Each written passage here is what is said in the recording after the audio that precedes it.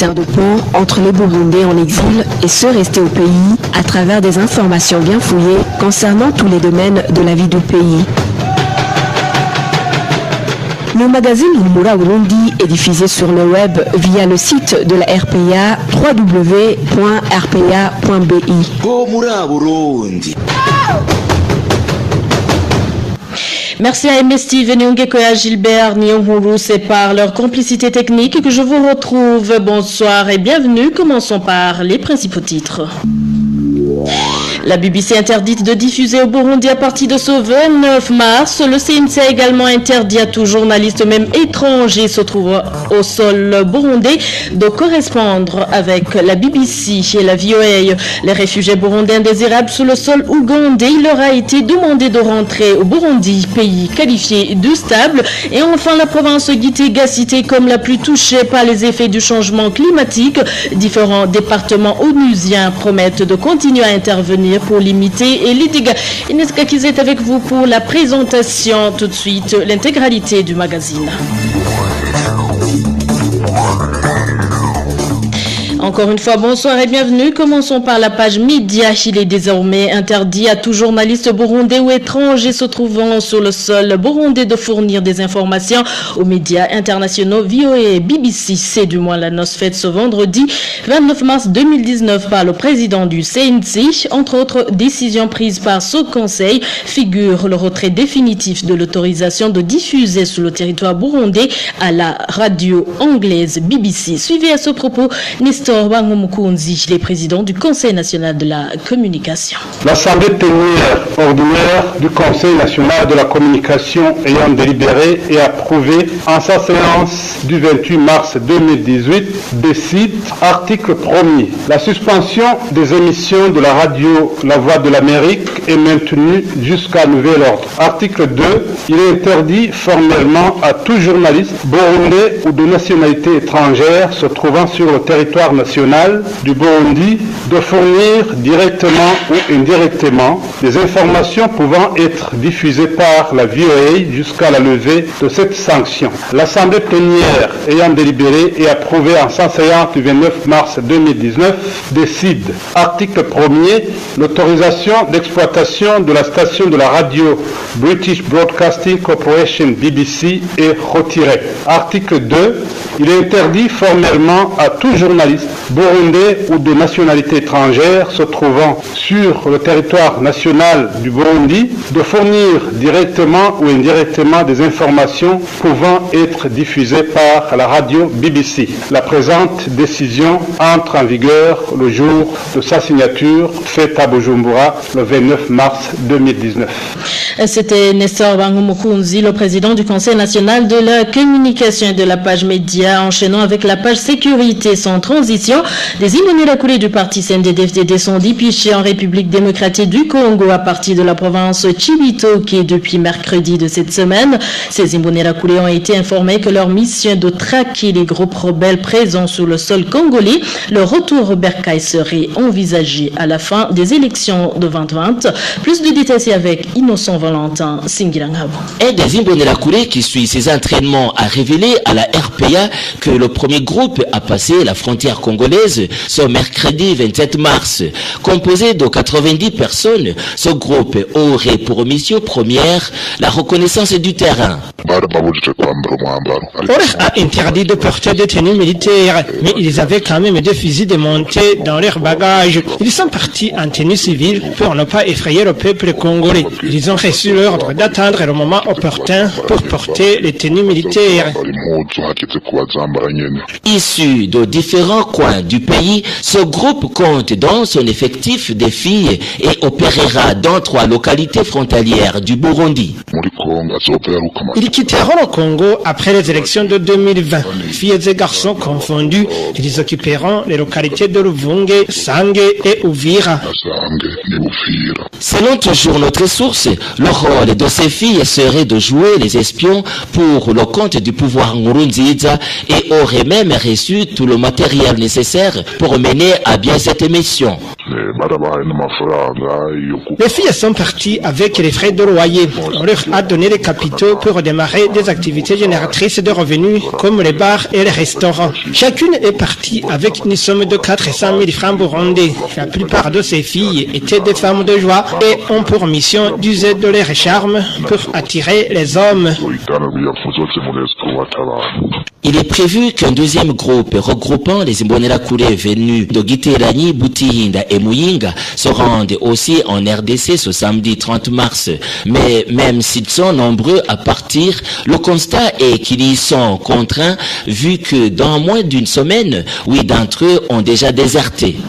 Merci Innocent Valentin. Singilangabo, cette jeunesse du parti CNDD-FDD devrait éviter d'être instrumentalisée par le pouvoir en place, car tôt ou tard, elle répondra elle-même de ces actes. Propos de maître Janvier Bigirimana, un des défenseurs des droits de l'homme au Burundi. Ce dernier réagit par rapport à la persécution perpétrée contre des membres de l'opposition, entre autres à la persécution contre la famille d'un certain Damien Sabukugirira de la commune Bouye en province Muramvia. Maître Janvier Bigirimana précise que ces actes sont condamnables devant la loi. Suivi à ce propos, maître Janvier Bigirimana, il s'est entretenu avec Vicky Chris Nineletse. Nous savons que aujourd'hui les opposants sont malmenés et cela c'est une violation grave de la Constitution et d'autres textes fondamentaux qui régissent la vie sociopolitique au Burundi parce que tout le monde ne doit pas avoir les mêmes opinions. Et la jeunesse du parti au pouvoir, les Imbonerakure, et tout comme l'administration de la commune Mbouye, doivent constamment garder à l'esprit qu'il est impossible que tous les Burundais adhèrent au parti CNDD-FDD, d'où nous demandons que ces autorités burundaises, y compris cette jeunesse du parti au pouvoir, puissent constater qu'ils ont l'obligation de respecter, de tolérer des opinions politiques divergentes. Ces membres du CNDD-FDD devraient tirer les leçons de l'histoire du Burundi, même l'histoire récente, parce que nous savons qu'il n'y a pas un régime politique qui soit appelé à être éternel. Toutes ces personnes qui se seront impliquées personnellement dans la commission des actes de persécution, dans des violations des droits de l'homme, devront répondre personnellement, chacun à ce qui le concerne, de tous les actes qui auront été commis.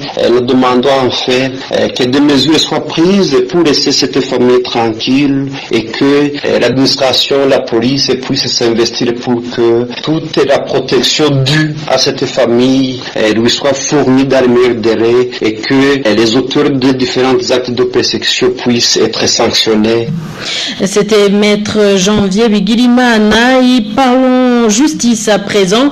Arrestation ce jeudi du président de la Solidarité des taxis vélo Sotavebu, Emmanuel Nimubona, sur ordre du maire de la ville de Bujumbura. Il est détenu dans les cachots du bureau spécial de recherche. Il serait accusé du non-paiement des taxes municipaux et des impôts sur revenus de son association Sotavebu, des allégations qu'il refute. L'éditation avec Marie-Ange Ilakodze. Le partage de l'argent contribué par 23 000 taxis vélos est à l'origine des conflits entre le président de la Sotavebu, les chefs de la police, les agents municipaux et le représentant du parti CNDD-FDD à mairie de Bujumbura. Depuis 2017, les taxis vélos sont incessamment exigés des contributions d'une certaine somme d'argent.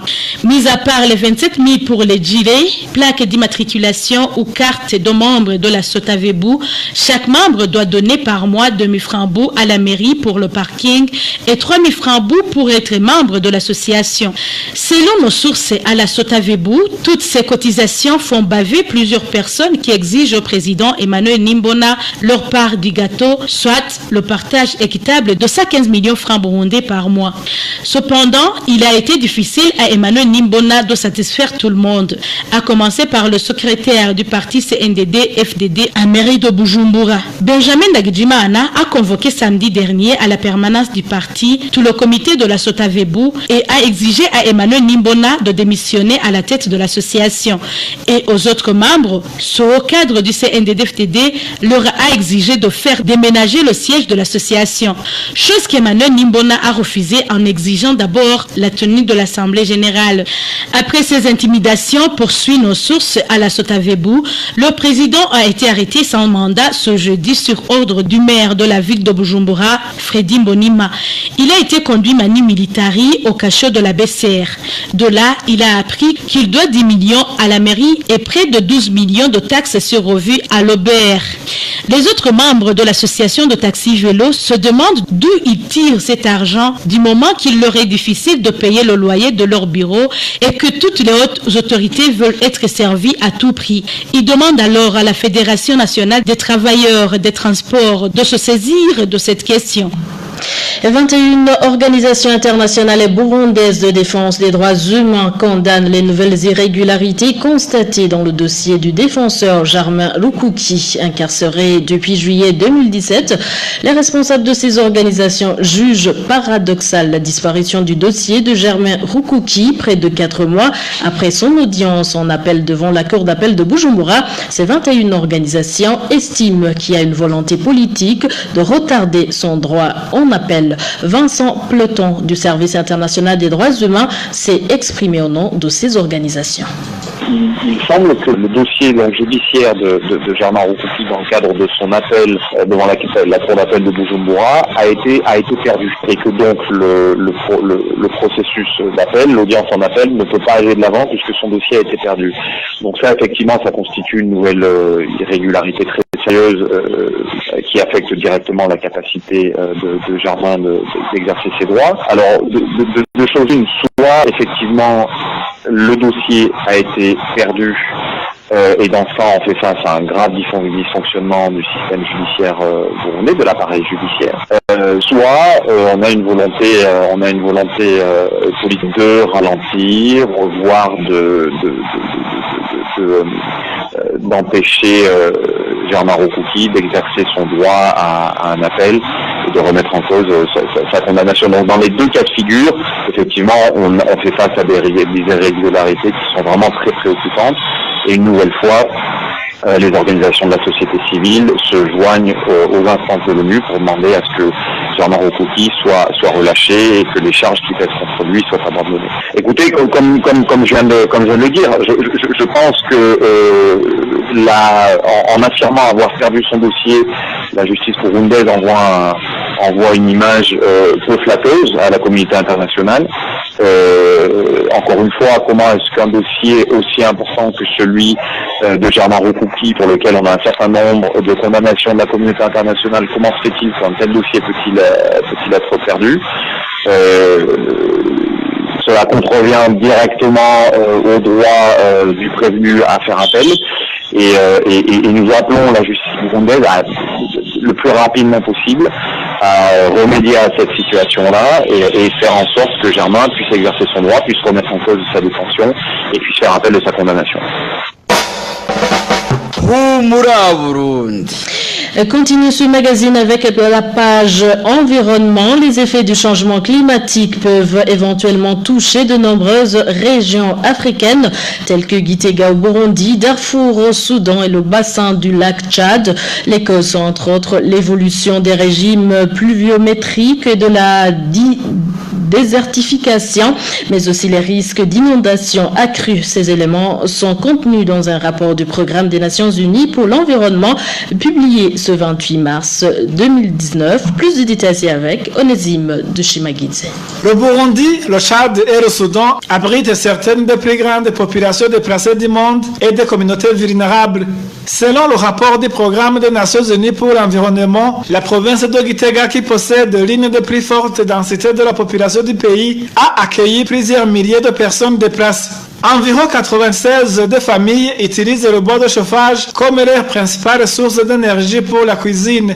En 2015, le Burundi avait une couverture forestière estimée à 10,7% et la demande croissante en bois de chauffage a entraîné une érosion accélérée des sols et une insécurité alimentaire. Selon le groupe d'experts intergouvernemental, cela pourrait empirer car les besoins de consommation du pays nécessitent la production d'environ 180 000 hectares de bois de chauffage, soit un niveau supérieur à sa couverture actuelle de 174 000 hectares. Ainsi, une couverture végétale réduite pourrait entraîner une variabilité climatique et en cas de phénomènes météorologiques extrêmes tels que les inondations, le pays pourrait faire face à une vulnérabilité accrue aux épidémies de choléra. Au Soudan, les déplacements de la population liés au conflit, le changement climatique et la dégradation de l'environnement ont compliqué l'accès des populations à l'énergie et à l'eau, nuisant ainsi à leur sécurité alimentaire. De même, d'importantes populations de réfugiés sud-soudanais se sont installées dans les États du Darfour, du Nil et du Kordofan, exerçant une pression immense sur des terres déjà fragiles. Ces États aux ressources naturelles limitées, telles que les forêts et les pâturages, sont sujets à la sécheresse et affichent des taux de désertification élevés selon le rapport spécial du groupe d'experts intergouvernemental sur l'évolution du climat. Au Tchad, les conditions environnementales désastreuses modifient les dynamiques sécuritaires, économiques et sociales. Au cours des 60 dernières années, la superficie du lac Tchad a diminué de 90% en raison de la surutilisation de l'eau, des sécheresses prolongée et des effets du changement climatique, a déclaré Saïdou Aman, coordinateur des projets du Bureau régional des Nations Unies pour l'environnement en Afrique. Conscient de ces défis, le Programme alimentaire mondial, l'ONU pour l'environnement, l'UNICEF et l'Agence des Nations Unies pour les réfugiés ont uni leurs efforts avec le soutien financier de l'Initiative internationale sur le climat pour soutenir les gouvernements du Burundi, du Tchad et du Soudan en vue de renforcer l'adaptation au changement climatique dans les zones des populations déplacées et des communautés vulnérables des pays ci-au-site. Ce projet lancé en septembre 2018 durera jusqu'en août 2020. Et la Braroudi enregistre une pénurie de la petite Primus. Les consommateurs de cette bière baptisée de Badjou indiquent qu'ils viennent de passer une semaine sans en avoir dans les différents bistrots de la municipalité de Bujumbura. La Braroudi est interpellée afin qu'elle trouve solution à cette pénurie. Rachel Kagissier. Il n'y a plus de la boisson petite Primus dans tous les bistrots de la mairie de Bujumbura. Les consommateurs de cette bière se lamentent du fait qu'ils viennent de passer toute une semaine sans s'en procurer. Ils ajoutent qu'ils ont du mal à consommer d'autres boissons dont ils n'avaient pas l'habitude. Ces consommateurs déplorent aussi le silence de la Braloudi par rapport à cette pénurie. Les propriétaires des bistrots, quant à eux, soulèvent des pertes énormes qu'ils enregistrent en ce qui est des chiffres d'affaires et surtout la perte de la clientèle. Ces teneurs des bistrots, de même que les amateurs de la petite Primus, invitent la Braloudi à couper court contre cette pénurie. Nous n'avons pas pu joindre les responsables de la Braloudi pour qu'ils s'expriment sur cette pénurie qui est aussi signalée dans les autres provinces du pays. Merci Rachel Kagissier. Après la transition, c'est la page des réfugiés. Le ministre en charge des catastrophes et des réfugiés en Ouganda a demandé ce jeudi aux réfugiés burundais, rwandais et sud-soudanais de rentrer dans leurs pays respectifs, vu que ces pays sont devenus politiquement stables. C'est la troisième fois que le dit ministre appelle les réfugiés au retour dans leur pays d'origine. Nadège Ilakodze. Selon le journal en ligne Daily Monitor, le ministre ougandais en charge des catastrophes et des réfugiés, Hilary Onek, a demandé aux réfugiés provenant des pays comme le Burundi, le Rwanda et le Sud-Soudan de rentrer chez eux du fait que ces trois pays sont devenus politiquement stables. Ce journal indique que ce ministre ougandais a tenu ses propos ce jeudi à Kampala devant plusieurs autorités, y compris les délégués de l'autorité gouvernementale pour le développement, IGAD en sigle. Selon toujours ce journal, le ministre Hilary Onek s'est également plaint que certains réfugiés, au lieu de savourer l'hospitalité offerte par le gouvernement et les autres ougandais, sont devenus des ennemis de l'Ouganda. Il faut préciser que c'est la troisième fois que le ministre Hilary Onek appelle publiquement au retour les réfugiés ressortissants de certains pays voisins, surtout que, selon lui, le retour de ces réfugiés contribuerait à stimuler la croissance économique de leur pays d'origine. Toutefois, selon Daily Monitor, la porte-parole de l'Agence des Nations Unies pour les réfugiés en Ouganda, Dunia Khan, a déclaré que le retour des réfugiés doit être volontaire et respecter la politique internationale en vigueur en matière de protection des réfugiés. Merci Nadège Ilakodze. Quittons l'Ouganda vers la Tanzanie pour parler toujours des réfugiés burundais. 35 millions de shillings est le coût des biens endommagés ce jeudi lors de la démolition du marché central du camp d'Undouta par la police tanzanienne. Un responsable du HCR qui a été sur terrain ce vendredi pour le constat a demandé aux réfugiés de se retenir et leur a promis d'alerter sur cette situation. Balthazar Miburo.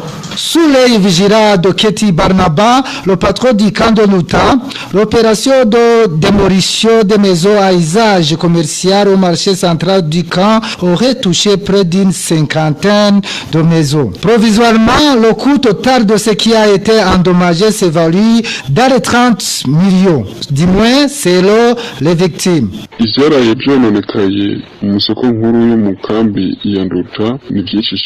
Le bilan des dégâts est lourd au marché central d'Undouta, 25 restaurants et 21 bistrots. À voir les maisons détruites et leur contenu, comme de la nourriture et des boissons, on peut estimer une perte d'une valeur de 35 millions de shillings tanzaniens. Mais le bilan peut s'alourdir puisque l'inventaire continue.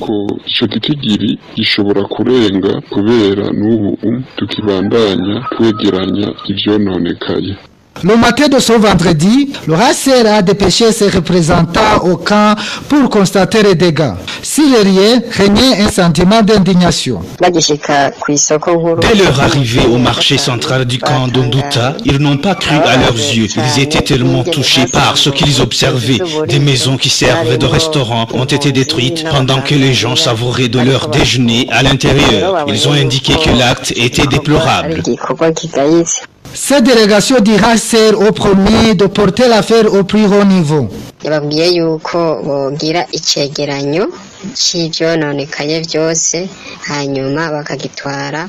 Le représentant du HCR leur a demandé d'établir le bilan de tout ce qui a été endommagé. On travaille dont les résultats devront être déposés au siège du HCR ici au camp d'Undouta. Mais il a signifié aux réfugiés qu'il devra se tenir une réunion tripartite dans laquelle participeront les réfugiés, le HCR et le gouvernement tanzanien. Il a ajouté qu'il va alerter les autorités hiérarchiques pour leur inciter à venir s'enquérir eux-mêmes de la situation.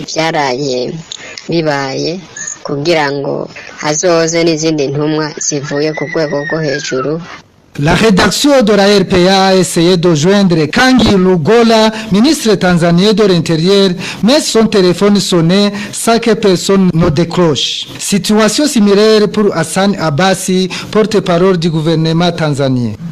Et toujours en Tanzanie, après plus d'une semaine de détention, 15 hommes réfugiés burundais ont été libérés mercredi. Ils étaient emprisonnés au cachot de la police du camp Mtendeli. Ces 15 Burundais étaient parmi les réfugiés arrêtés sur la frontière entre la Tanzanie et le Kenya, des Burundais qui fuyaient les camps de la Tanzanie pour se rendre au camp des réfugiés de Kakuma situé au Kenya. Le point c'est avec Sandrine Mourikié. Ces réfugiés burundais étaient arrêtés à Kakonko jeudi de la semaine passée pour être transférés au cachot de la police à Mutendeli le lendemain. Comme l'indique l'un de ces 15 Burundais, ils venaient de tous les 3 camps des réfugiés implantés en Tanzanie. Vendredi matin, on nous a transférés au cachot de la police et du camp de Mutendeli. Nous étions au nombre de 10.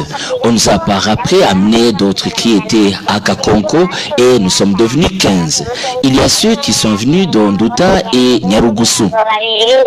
Ces réfugiés étaient libérés le mercredi 26 mars courant après avoir payé une amende sur accusation de fuir le camp. Nous avons été libérés ce mercredi. Lors de l'audition avec le juge, on nous a accusés de fuir le camp et on nous a imposé une amende de 50 000 shillings chacun. Tout le monde est rentré, les familles se sont arrangées pour nous aider à sortir de la prison et enfin nous avons été relâchés. Ceux qui ne sont pas venus du camp d'Uta et Nyarugusu ont été tous laissés au camp Mutendeli. Ceux qui sont venus du camp d'Onduta et Nyarugusu ont été tous laissés au camp de Mutendeli et vont se débrouiller pour retourner à leur domicile. Nous avons été transportés au camp à bord d'un véhicule de Willac. On nous a tous déposés au camp de Mutendeli et ils nous ont dit que ceux de Nyarugusu et d'Onduta vont s'arranger pour regagner leur domicile. Ces 15 hommes remercient toute personne qui s'est impliquée pour leur libération.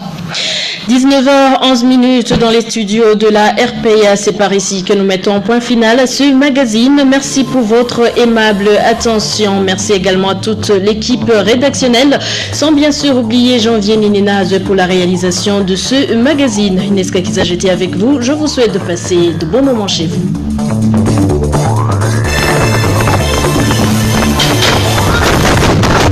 C'était le magazine Rumura Burundi. Un magazine complet pour relier les Burundais en exil et c'est toujours au pays à travers une information de qualité.